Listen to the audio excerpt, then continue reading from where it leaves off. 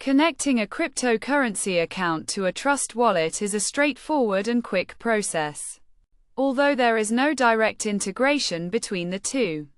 Transferring currency between them can be done easily by following a few steps. Start by accessing the account options, typically found at the bottom of the screen, and then select the cryptocurrency wallet. This will display all the cryptocurrencies currently in the account. Choose the one to be transferred, and then click on the transfer option, followed by the withdraw button. In the pop-up menu, select the external wallet option, and then click on the add wallet or address button, or the plus icon at the top of the screen.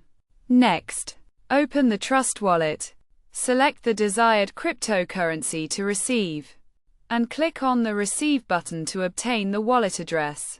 Copy this address and paste it into the specified area in the cryptocurrency account, entering the wallet name and clicking Continue. A screen will appear, prompting to confirm trust in the address. So click Yes, and then select the wallet. Click on the Transfer button next to the wallet, and then confirm the transaction.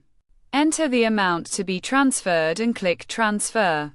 And finally, confirm the transaction by verifying the wallet address and amount. Once these steps are completed, the process is finished.